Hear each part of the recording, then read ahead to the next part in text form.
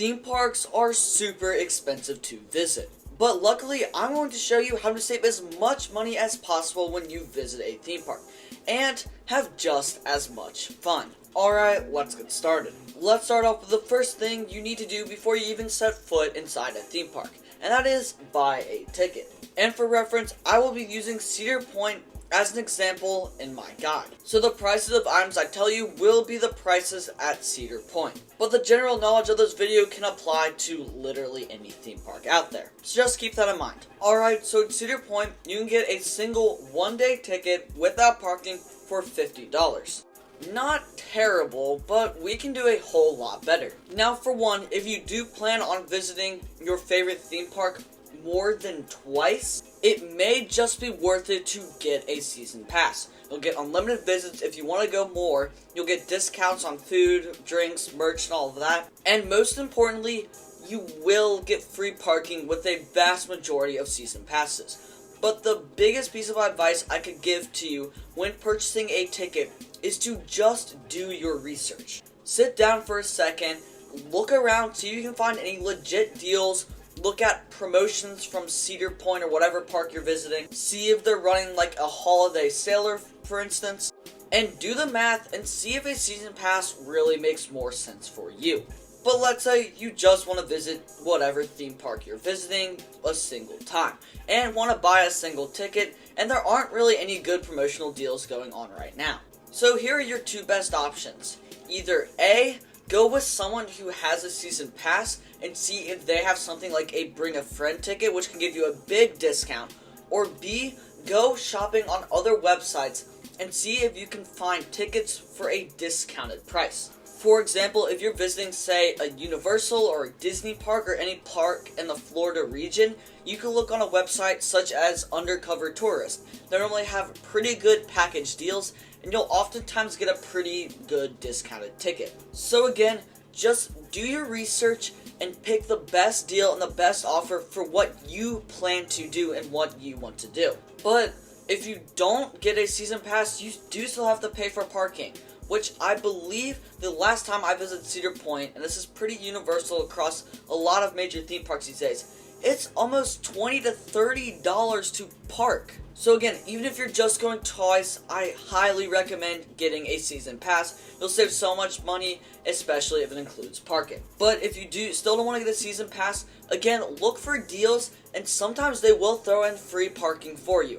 But other times, just make sure to carpool and try to save as much money as possible and minimize the amount of cars that your group has to park to save as much money as possible. Alright, we've talked about tickets and parking and all of that stuff before you get in the park, but what about when you actually get in the park? Now, when you step inside the park, you're going to be greeted with likely some sort of fast lane offer. So fast lane or skip the line or fast pass, whatever you want to call it, is basically where you get to pay a ton of extra money to skip the regular lines. Now, if you are going to a busy park on like a Saturday, you might think it's going to end up being worth it. But remember, we're on a budget and we're trying to save as much money as possible. So by any means, do not buy fast lane even if the lines are long. I promise you, you'll save so much money without it. Anyways, you've been at the park a couple hours, you've ridden a couple rides, and now you're hungry and ready for lunch. What do you do about food? Because theme park food is ridiculously expensive. No joke, we are talking up to $20 per meal, and it's for like a hamburger and some fries.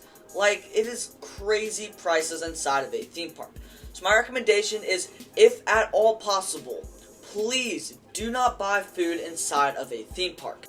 It is way overpriced, and there are way cheaper options out there.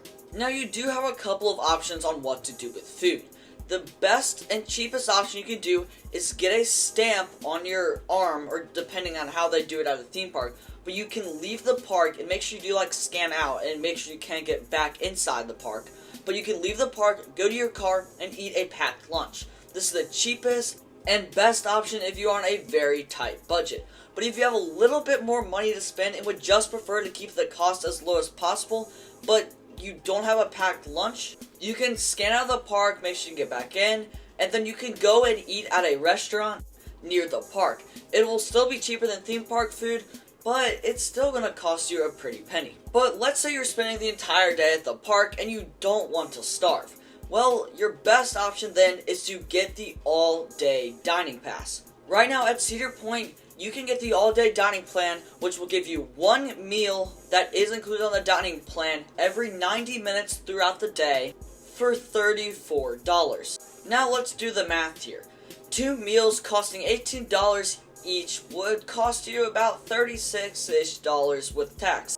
But if you bought the all-day dining pass at $34, even if you just got 3 meals, you're saving a ton of money. And if you're smart about it, you can get meals down to like $5 or $6 each time you get it. And let's say that the day you're visiting the park, it is open for 12 hours in a day. So if the theme park you're visiting is open for 12 hours in a day, that should mean that you could get 8 meals in a day, which is really good value.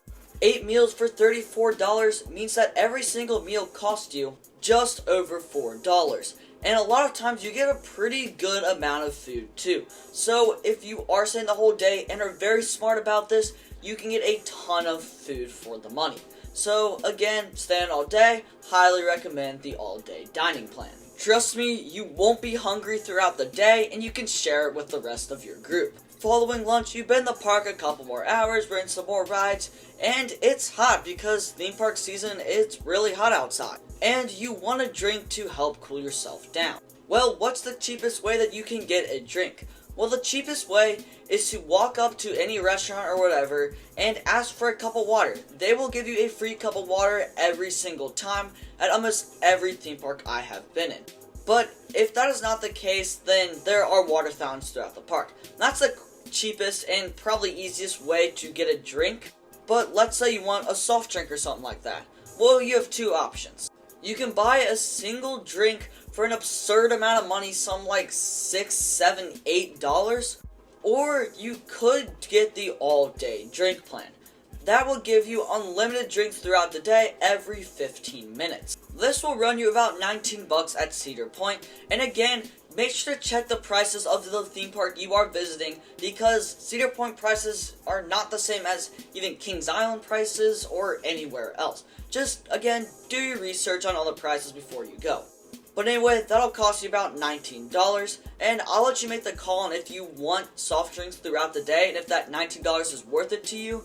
But again, there's plenty of free water everywhere in the park, so if you don't need soft drinks, do not feel pressured to get one of these. But then again, some Powerade or whatever on a hot July day is pretty nice. But again, I'll let you make the call if you think that's worth it. Alright, you've eaten dinner, you've had a great day at the park so far, and really want something for dessert. Well, theme park treats are not any cheaper than the food. So how do you get a treat at the end of the day without breaking the bank? Oh, and if you've enjoyed the video so far and want to see more helpful guides just like this, then a sub to the channel would be fantastic. I'm trying to reach 1,000 subscribers by the end of the year, and I really need your help. And while you're at it, if you want to drop a like down below, that would be greatly appreciated. Alright, so you want a treat at the end of the day. Well, unfortunately, treats are very pricey at pretty much any theme park you go to. Now, some parks will let you use one of your meals for a snack option, but those are few and far between. And I would recommend to get your money's worth to just get another meal. And unfortunately, there aren't a ton of great ways to save money on treats and stuff like that. So I recommend, if possible, once you leave the park after your day, to go find like a local ice cream shop or something like that and go check it out. You'll probably get better quality, let's just use ice cream as an example. You'll get better quality ice cream and you'll be supporting a local business, all for cheaper. So that's my recommendation. But again, that's my recommendation. But if you do want something inside of the park, like ice cream inside the park, whatever, just be prepared to pay a pretty hefty price. Alright, you've had a great day at the park, you've ridden a ton of rides, maybe you watched a show or two, and you've had a good day so far, and you want something to remember your trip. So you walk into a store and want to buy a shirt or another piece of merchandise. And you take a look at the price tag and realize that a simple shirt costs you like $50. Yeah, theme park merch is not cheap either. So what do? Do you just bite the bullet and buy the shirt right then and there? Or do you go and look someplace else? Well, unfortunately, similar to treats, like a sweet treat at the end of the day, this is a hard area to save a ton of money. The shirts are almost never on sale. You can't really buy them online for a cheaper price from like cedarpoint.com or whatever. What you could do is you could go look on some websites and see if there are shirts made by other people or whatever piece of merchandise that you can find for cheaper.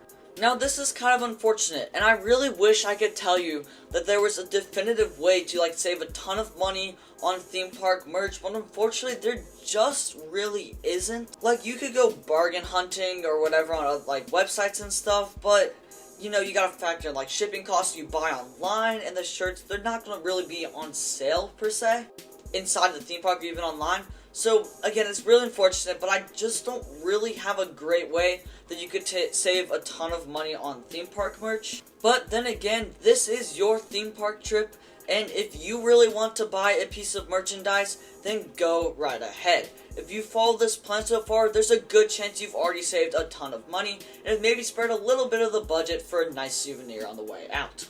And that wraps up your day at your theme park of choice. You've hopefully gotten a good deal on tickets and food, gotten to ride a ton of rides, had a great day all day at the park, and saved a ton of money in the process. That's the ideal scenario we're shooting for here, and I really hope this guide will help some of you guys out. Just make sure, and this is the best piece of advice whenever you're visiting a theme park, just do your research. You'll save a ton of money, you'll have a better day, and it'll just make for a better experience overall. Again, I hope I helped you guys out. Let me know if you want to see more videos like this by dropping a like. And as always, thank you guys for watching, and I will see you all in the next one.